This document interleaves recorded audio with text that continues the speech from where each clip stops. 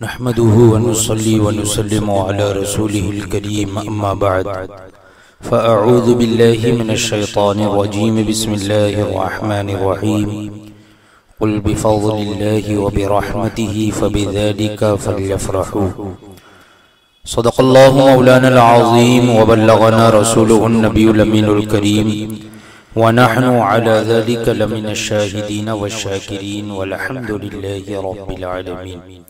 آئیے سب سے پہلے آقا نامدار مدنی تاجدار روحی فدا جناب احمد مجتبی محمد مصطفیٰ صلی اللہ تعالی علیہ وسلم کی بارگاہ بے کس پناہ میں ہدیہ درود نچھاور کریں۔ اللہم صلی علی سیدنا و مولانا محمد معدن الجود والکرم وآلہ وصحبہ وبارک وسلم صلاة و سلاما علیکہ یا سیدی یا رسول اللہ صلی اللہ تعالی علیہ وسلم۔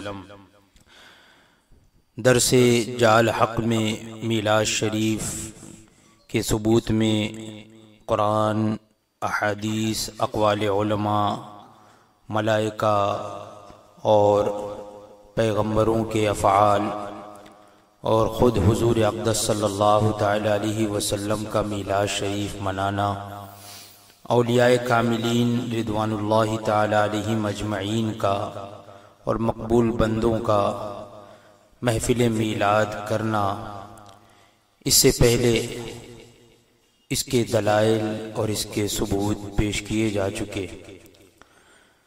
فرماتے ہیں کہ ہر زمانے اور ہر جگہ میں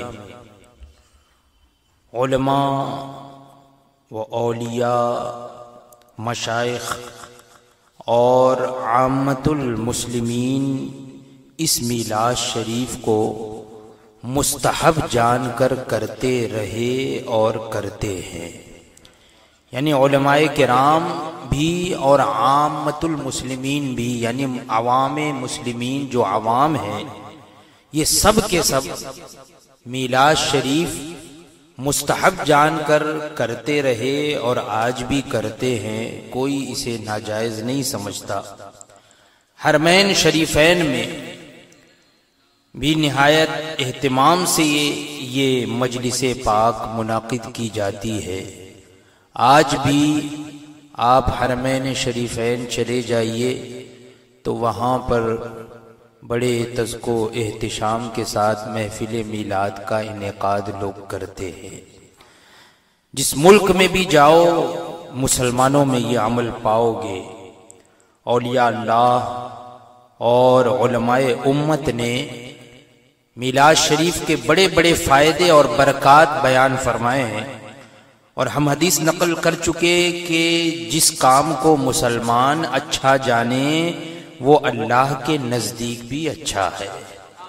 مسلمان جسے اچھا سمجھے، اچھا جانے، قرآن فرماتا ہے لِتَكُونُوا شُهَدَاءَ، مسلمانوں سے خطاب ہے، لِتَكُونُوا شُهَدَاءَ، اے مسلمانوں تاکہ تم گواہ ہو۔ تو مسلمان گواہ ہو جائیں، یعنی مسلمان جسے اچھا سمجھے، جو افعال کریں اچھے، تو وہ اللہ کے نزدیک بھی اچھا ہے۔ حدیث پاک میں بھی ہے کہ تم زمین میں اللہ کے گواہ ہو، لہذا محفل میلاد پاک مستحب ہے۔ مجمع البحار کے اخیر میں صفحہ نمبر 550 میں ہے کہ شیخ محمد ظاہر محدث ربیع الاول شریف کے متعلق فرماتے ہیں فَإِنَّهُ شَهْرُ أُمِرْنَا بِإِظْهَارِ الْحَبُورِ فِيهِ كُلَّ عَامٍ، یعنی فَإِنَّهُ شَهْرُ، بے شک یہ وہ مہینہ ہے، کیا فرماتے ہیں، أُمِرْنَا بِإِظْهَارِ الْحَبُورِ فِيهِ كُلَّ عَامٍ، کہ جس مہینے میں ہمیں ہر سال خوشی منانے کا حکم دیا گیا ہے۔ تو اولیاء کاملین کا یہ عقیدہ تھا۔ معلوم ہوا کہ ربیع الاول شریف میں ہر سال خوشی منانے کا حکم وارد ہوا ہے۔ تفسیر روح البیان 26واں پارہ سورہ فتح میں جو مشہور آیت کریمہ ہے محمد الرسول اللہ، تو اسی آیت کی تفسیر میں ہے کہ میلاد شریف کرنا حضور علیہ الصلاۃ والسلام کی تعظیم ہے. میلاد شریف کرنا بھی یہ حضور کی تعظیم ہے، جبکہ وہ بری باتوں سے خالی ہو.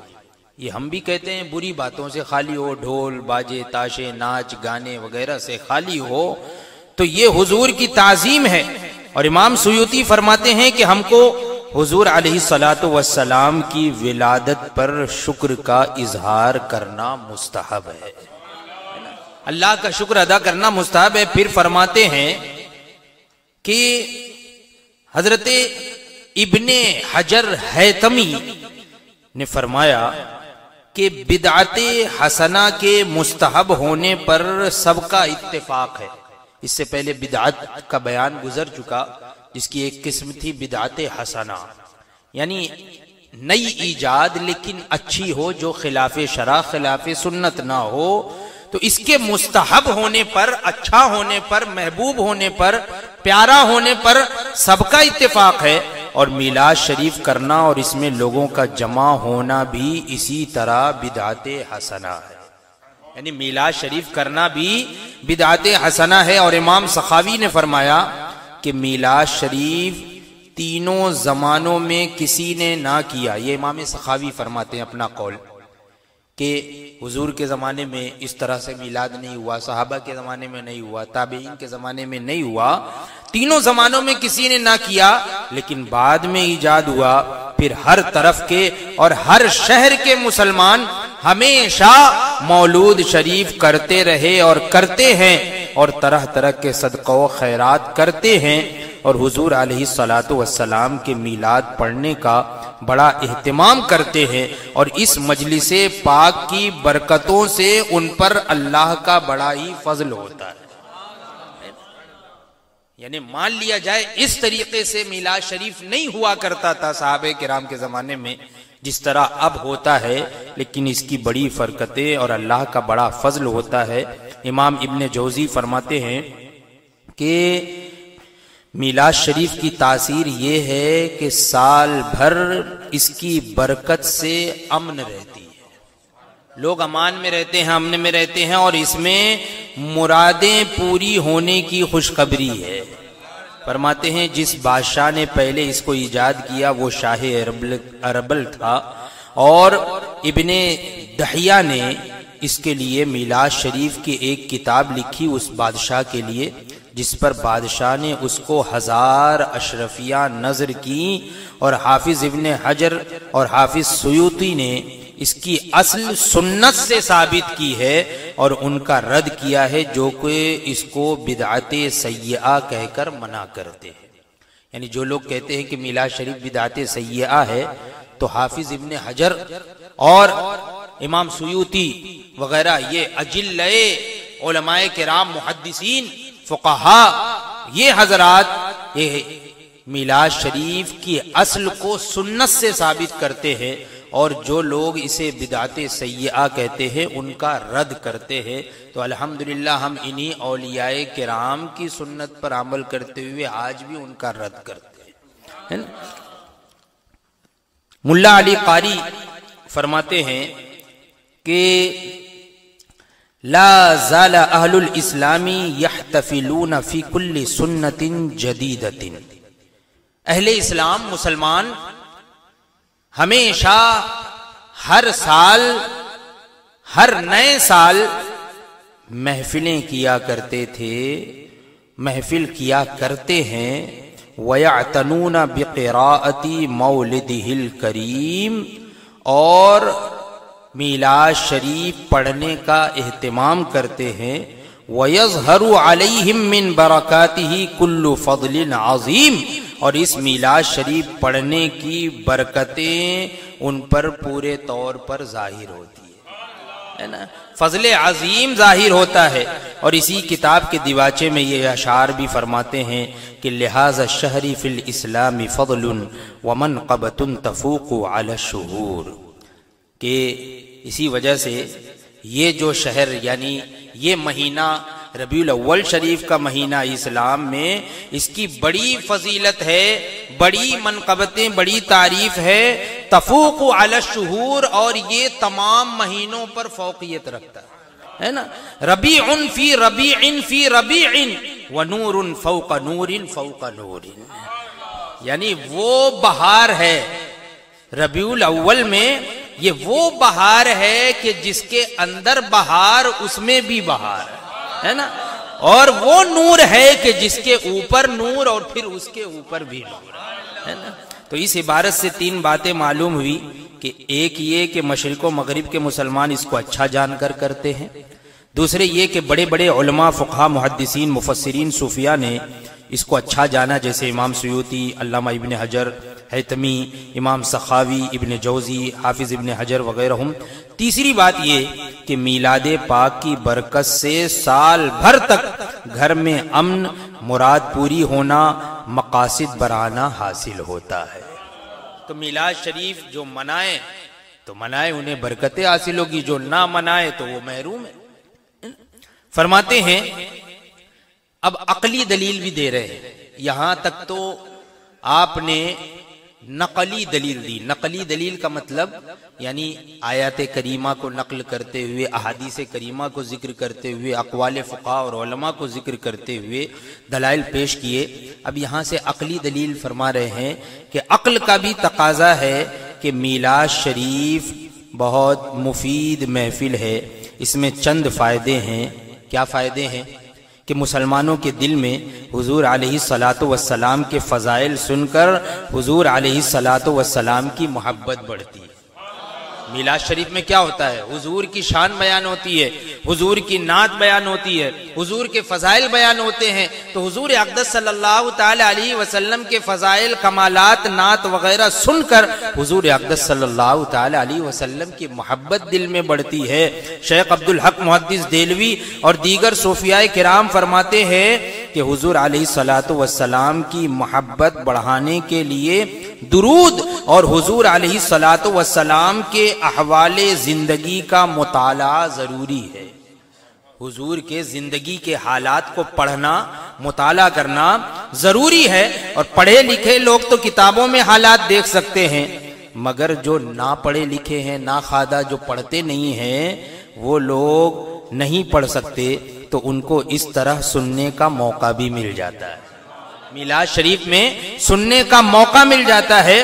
یہ مجلس پاک غیر مسلموں میں تبلیغ احکام کا ذریعہ بھی ہے نا. مجلس منعقد ہو گئی تو اب اس میں جو ہے اپنے عقائد بھی بیان ہو جاتے ہیں، حضور سے محبت بھی بیان ہو جاتی ہے، تبلیغ احکام کا ذریعہ بھی ہے کہ وہ بھی اس میں شریک ہوں، حضور علیہ الصلاۃ والسلام کے حالات طیبہ سنیں، اسلام کی خوبیاں دیکھیں. تو خدا توفیق دے تو وہ بھی اسلام لے آئیں، وہ کفار بھی سن کر اسلام لے آئیں. تیسری بات یہ کہ اس مجلس کے ذریعے سے، جیسا کہ خصوصی طور پر جماعت رضائے مصطفیٰ کے زیر اہتمام یہ سنی دینی نشست کا اہتمام ہوتا ہے، تو یہ بھی محفل میلاد ہے نا، یہ بھی محفل میلاد ہے. فرماتے ہیں تیسرے یہ کہ اس مجلس کے ذریعے سے مسلمانوں کو مسائل دینیاں بتانے کا موقع ملتا ہے.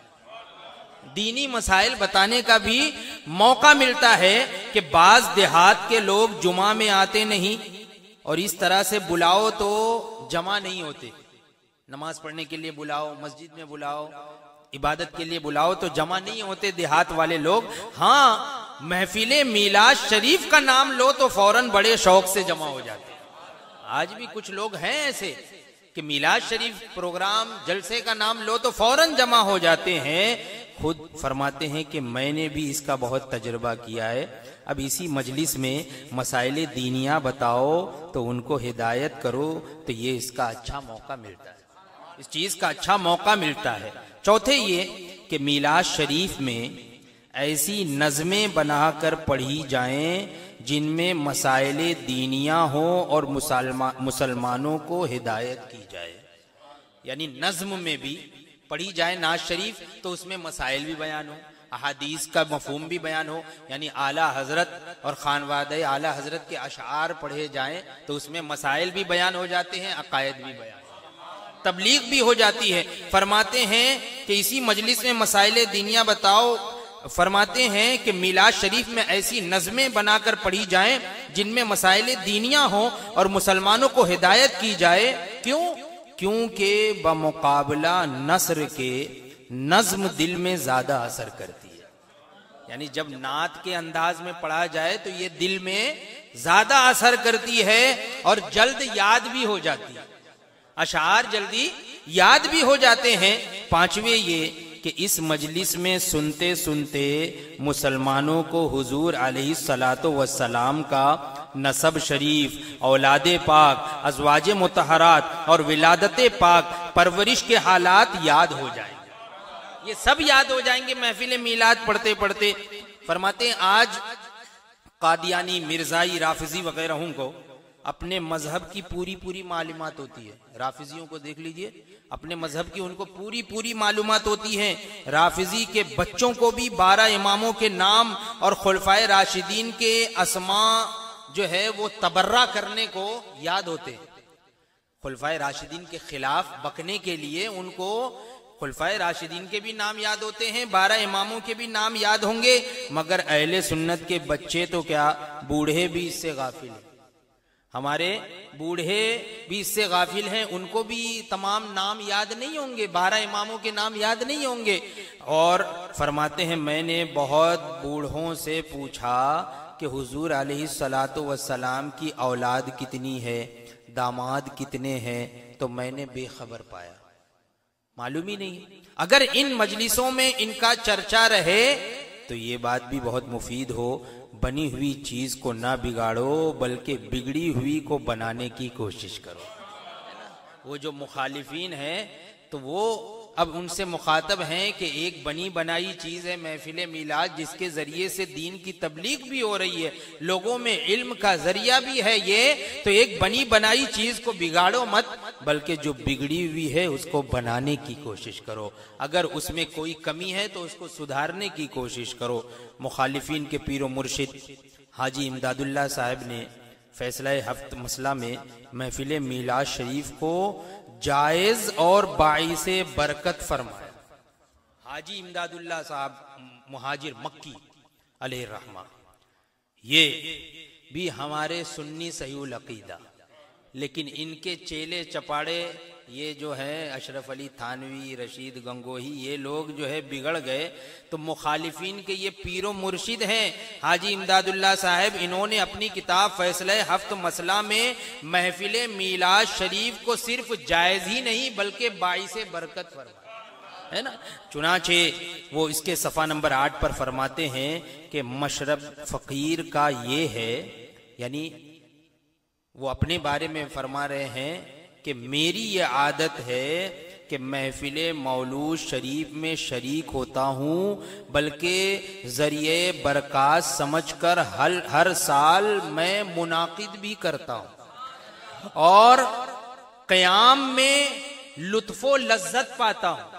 قیام کی حالت میں محفل میلاد کرتا ہوں تو اس میں لطف و لذت پاتا ہوں.